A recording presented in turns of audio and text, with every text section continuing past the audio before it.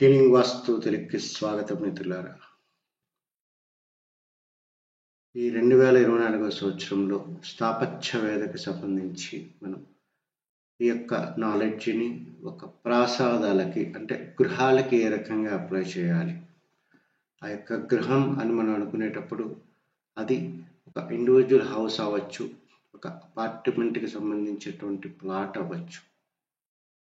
ఒక ఫ్యామిలీని తీసుకొని వారి జన్మ నక్షత్రాలు తీసుకొని ఈ యొక్క ఆయాది ధర్మం ప్రకారం షడయాది 6 క్యాలిక్యులేషన్స్ ప్లస్ యోగము, అదే రకంగా ఆయువు అనేటటువంటి 8 క్యాలిక్యులేషన్స్ ఒక మానుష్య గ్రహాలకి సరిపోతాయి. కాబట్టి వీటిని మనం ఏ రకంగా ఉపయోగించి ఆ యొక్క కుటుంబానికి అనుకూలమైనటువంటి ఒక స్పేస్ తత్వాన్ని కనుక్కోవాలి. ఆ కనుక్కున్నటువంటి స్పేస్ తత్వాన్ని మనము వారికి ఇంటి కిందకి ఏ రకంగా కన్వర్ట్ చేయాలి అనేటటువంటి ఒక ముఖ్యమైనటువంటి ఒక సిస్టమాటిక్గా స్టెప్ బై స్టెప్గా అంటే చాలా ప్రాక్టికల్గా ఈ 3 రోజుల క్లాసుల తర్వాత మనం ఇంప్రూవ్ అయ్యేది ఏంటి, ప్రపంచాన్ని కొత్తగా చూసేది ఏంటి అనే అంశాలు ఏమిటంటే, ఒక భూమి మీద ఇల్లు కట్టేటప్పుడు దిక్కులు కరెక్ట్గా ఉన్నదా లేదా, ఆ వేరియేషన్స్ ఏంటి, అదే రకంగా దిక్కులకు సరిపెట్టి మనం ఎందుకు కట్టాలి అంటే శుద్ధ ప్రాచి, ఈశ ప్రాచి, వీటి గురించి చాలా క్లియర్గా ఈ 3 రోజుల క్లాసెస్లో బేసిక్గా నేర్చుకుంటారు.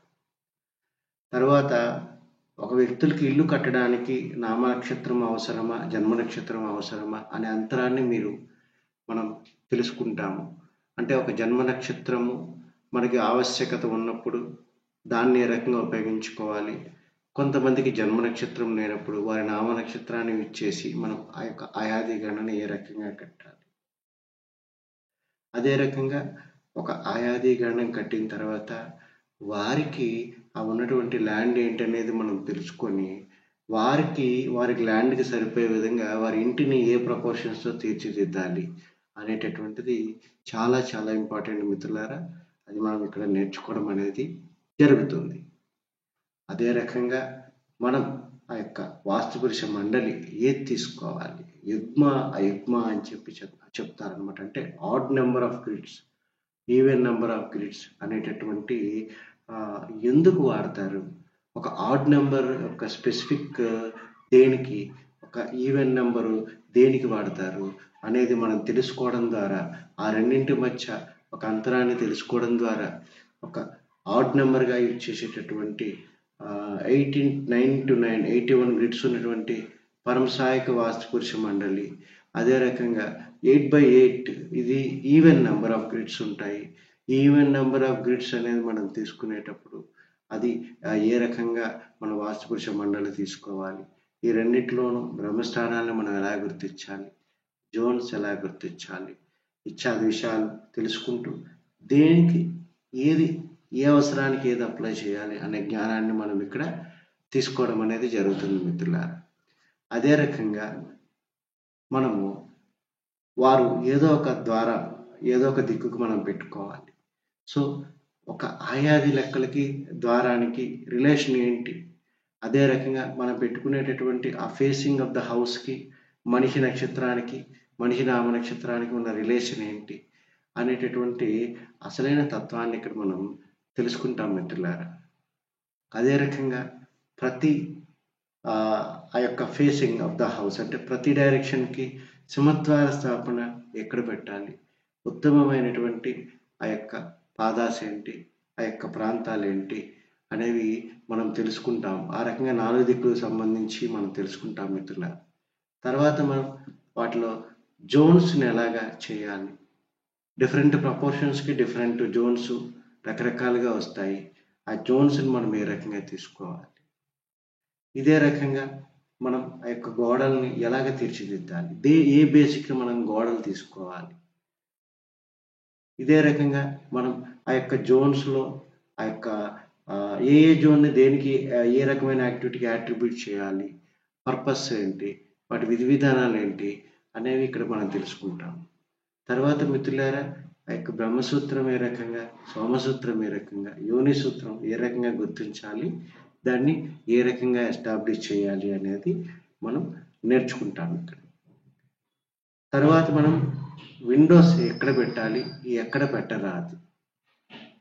అదే రకంగా మనకి ఇంటి లోపల వచ్చేటటువంటి ద్వారాలు అవి ఈశాన్యాల్లో పెట్టాలా, నార్మల్గా డిజైన్ క్రైటీరియాని పెట్టాలా అనేది మనం తెలుసుకుంటాం మిత్రులారా. అదే రకంగా బ్యాక్ డోర్ అనేది చాలా ఇంపార్టెంట్. మన సింహద్వారానికి ఆవలి పక్కగా అభిముఖంగా ఉన్న చోట ఒక బ్యాక్ డోర్ పెట్టాలి. దాని యొక్క ఆవశ్యకత ఏంటి, ఒకసారి బ్యాక్ డోర్ పెట్టాల్సిన అవకాశం మనకి రానప్పుడు దాన్ని మనం ఏ రకంగా ఎగ్జిక్యూట్ చేయాలి అనేది మనం ఈ యొక్క క్లాసుల్లో నేర్చుకుంటాం మిత్రులారా.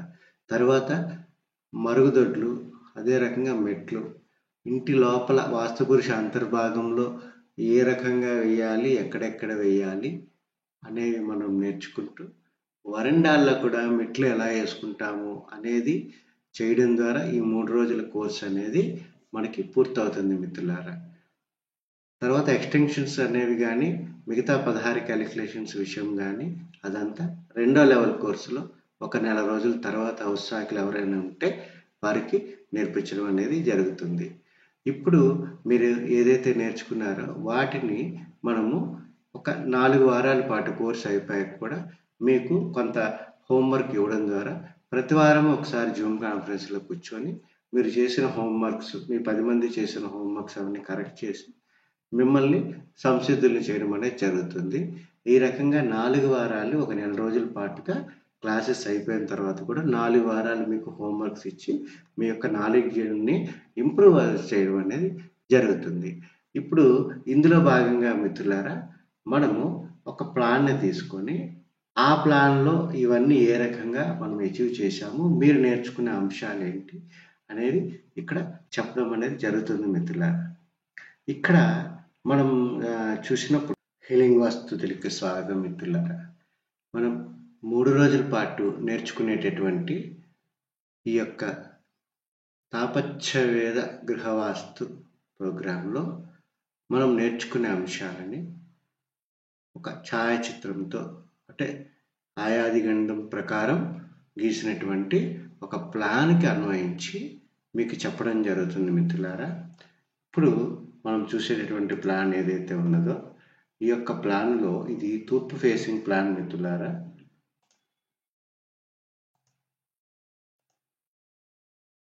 ఇది మనకి ఈస్ట్ ఫేసింగ్ మిత్రులారా. ఈ యొక్క ఈస్ట్ ఫేసింగ్ మనం తీసుకునేటప్పుడు ఈస్ట్ ఫేసింగ్ సంబంధించి మనము ప్లాట్ ఉన్నది అనుకునేటప్పుడు ప్లాట్ ఈ రకంగా వచ్చింది మిత్రులారా. దాని యొక్క రోడ్ అన్నమాట ఇది. ఈ ప్లాట్ యొక్క రోడ్ ఈ రకంగా ఉన్నది. ఈ యొక్క రోడ్డుని బేస్ చేసుకొని మనము ఒక ప్లాట్ తీసుకునేటప్పుడు ఆ యొక్క ప్లాట్ దిక్కులు కరెక్ట్గా ఉందా లేదా, దాన్ని ఏ రకంగా మనం తీసుకోవాలి, అదే రకంగా దిక్కులు కరెక్ట్గా లేనప్పుడు అది ఖచ్చితమైన దిక్కులకు మనం కట్టాలనేది ప్రాథమికమైన రూల్ అన్నమాట. ఆ రకంగా దిక్కులకు లేకపోతే మనం ఏ రకంగా మనము దాన్ని ఇంటిని ఆ దిక్కులకు సరిచేసి కట్టుకోవాలి అనేటటువంటి ప్రాథమికమైనటువంటి రూల్ ఇక్కడ తెలుసుకుంటాం మిత్రులారా. సో ఇక్కడ మనం ఇంటిని కొంత ఈశాన్యానికి పూర్తిగా బేరింగ్ తిప్పాం మిత్రులారా. సో బై రోడ్డు ప్రకారం కట్టుకుంటే ఇల్లు ఈ రకంగా మనం కన్స్ట్రక్ట్ చేసుకోవాలి. కానీ దిక్కులు అక్కడ ఉన్నదాని కారణంగా ఈస ప్రాజెక్ట్ అంటే బిల్డింగ్ని ఈ రకంగా మనం ఓరియంటేషన్ చేసి ఇక్కడ కట్టాం మిత్రులారా. సో ఇది మనం తెలుసుకుంటాం. అదే రకంగా మనం చూసినప్పుడు ఇంటికి ఆయం కట్టేటటువంటి ప్రాంతం ఏంటి అనేది కూడా మనం తెలుసుకుంటాం మిత్రులారా. ఇక్కడ ఇంటికి మనం కట్టినటువంటి ఆయం అనేది చూసుకునేటప్పుడు ఈ యొక్క ప్రాంతం, ఇంటి యొక్క ఈ యొక్క ప్రాంతాన్ని మనం ముందుగా డిఫైన్ చేస్తాం మిత్రులారా. ఈ యొక్క ప్రాంతాన్ని మనం డిఫైన్ చేస్తాం. దీనికి మనం ఆయం కడతాము. ఇందులో ఒక వాస్తు పురుష మండలి అనేది ఇందులో ఒదిగి ఉంటుంది మిత్రులారా. మనం ఇది ఏ రకంగా అనేది మనం నేర్చుకుంటాము. అదే రకంగా ఈస్ట్ కాబట్టి ఎంట్రీ అనేది ఇక్కడ పెట్టాము ఈ ప్లాన్లో. ఈ యొక్క ఎంట్రీ కూడా ఏ రకంగా పెట్టాలి, అదే రకంగా ఇంటి యొక్క ఎగ్జిట్ లైన్ ఏ రకంగా, మనం బ్యాక్ డోర్ ఏ రకంగా పెట్టాలి, అలాగే ఇంటి యొక్క యోని సూత్రానికి ఏ అడ్డం లేకుండా ఎలాగ మనం డిజైన్లో కాస్త గోడలు అవి రాకుండా ప్లాన్ చేసుకోవాలనేది గుర్తిస్తాం మిత్రులారా. అదే రకంగా ఇక్కడ ఇంటి యొక్క బ్రహ్మస్థానం అనేది తీసుకునేటప్పుడు ఈ ఏరియా వస్తుంది మిత్రులారా. సో ఈ ఏరియా ఆ బ్రహ్మస్థానం వచ్చినప్పుడు దీన్ని ఏ రకంగా గుర్తించాలి, ఆ యొక్క బ్రహ్మస్థానం జాగ్రత్తగా గోడలో పిల్లర్స్ రాకుండా ఏ రకంగా జాగ్రత్త తీసుకోవాలి అనేటటువంటి విషయాలతో పాటుగా మిత్రులారా, ఇది ఒక లివింగ్ రూమ్ కింద ఒక బెడ్రూమ్కి మధ్య గోడ ఇక్కడ ఉండడం జరిగింది. అదే రకంగా ఒక కిచెన్ కమ్ డైనింగ్కి మరొక బెడ్రూమ్కి మధ్యగా ఈ యొక్క గోడలు ఈ రకంగా ఉండడం జరిగింది. ఈ గోడల్ని ఈ రకంగానే ఎందుకు తీసుకోవాలి, ఈ ఆయాది గణనం చేసినప్పుడు మనం దాన్ని ఏ రకంగా ఆ యొక్క సూత్రాలను వాడాలి, తద్వారా మనం ఈ యొక్క పిల్లర్ పాయింట్స్ని ఏ రకంగా మనం సాధించాలి, గోడలు కట్టడానికి ఏదైనా ప్రాథమికమైన రూల్స్ ఉన్నాయా, సూత్రాలు ఉన్నాయా అనేది ఇక్కడ మనం తెలుసుకుంటాం మిత్రులారా. మన యొక్క క్లాసెస్లో మనం ఓన్గా ఈ యొక్క ఆయం కట్టిన తర్వాత వాటిని ప్లాన్ కిందకి ఎలా మార్చాలి అనేది మనం నేర్చుకుంటాము. అదే రకంగా ఇక్కడ విండోస్ ఏర్పాటు చేసాం మిత్రులారా. ఈ యొక్క విండోస్ని స్పెసిఫిక్గా ఇక్కడే ఎందుకు పెట్టాలి, ఇక్కడ వేరే చోట ఎందుకు పెట్టరాదు అనేటటువంటి ఇత్యాది విషయాలను మనం నేర్చుకుంటాం మిత్రులారా ఈ యొక్క ప్లాన్లో మనం. అదే రకంగా ఈ యొక్క ప్లాన్ని మనం క్లోజ్గా చూసినప్పుడు ఈ రకంగా వస్తుంది మిత్రులారా. సో ఇందులో మన ఇంటికి సంబంధించినటువంటి గర్భం ఏదైతే ఉన్నదో ఆ ఇంటికి సంబంధించినటువంటి మెయిన్ వాల్ ఇది ఈ రెడ్ కలర్ మార్క్తో మనం ఏదైతే చూపెట్టామో ఇది ఇంటి యొక్క గర్భం ఇదన్నమాట. ఈ యొక్క గర్భాన్ని ఎలా డెరైవ్ చేయాలి, దీని ప్రపోర్షన్స్ ఏ రకంగా వేయాలి అనేటటువంటి విషయాలు మనం తెలుసుకుంటాం మిత్రులారా. అదే రకంగా ఈ యొక్క ప్లాన్లో ఈ యొక్క టాయిలెట్స్ అనేవి ఇంటి బయట భాగంలో వేయడం జరిగిందనమాట. సో ఇవి మన ప్రాథమికమైనటువంటి ఇంట్రడక్టరీ క్లాసుల్లో ఇది మనం ఎక్స్టెన్షన్స్ తీసుకొని వేసాము. కానీ ఇంటి అంతర్భాగంలో ఈ యొక్క ఇంటి యొక్క అంతర్భాగంలో ప్రత్యేకంగా ఈ యొక్క పొల్యూటింగ్ ఎలిమెంట్స్ని మనం ఏ ప్రాంతాల్లో వేయవచ్చు అనేది మనం ఈ యొక్క 3 రోజుల దాంట్లో ఒక స్పెషల్ క్యాలిక్యులేటర్ అనేది యూజ్ చేయడం ద్వారా ఆయాది గణం దేనికి ఒక స్పెషల్ క్యాలిక్యులేటర్ అనేది మనం వాడతాం మిత్రులారా. ఈ యొక్క స్పెషల్ క్యాలిక్యులేటర్ వాడడం ద్వారా దీన్ని మనం ఈ యొక్క వాస్తు పురుష మండలి దీని మొత్తాన్ని ఏమంటాము విపిఎం అని చెప్తాం అనమాట. ఈ యొక్క వాస్తు పురుష మండలి అంతర్భాగంలో ఏ రకంగా తీసుకోవాలి అనేది చెప్పడం అనేది జరుగుతుంది. సో మీరందరూ ఈ 3 రోజుల క్లాసెస్కి త్వరలోనే 8 మంది ఆల్రెడీ రిజిస్టర్ అయినారు, ఇంకా 2-3 రిజిస్టర్ అయితే మనం క్లాసులు చెప్పుకుంటాం మిత్రులారా.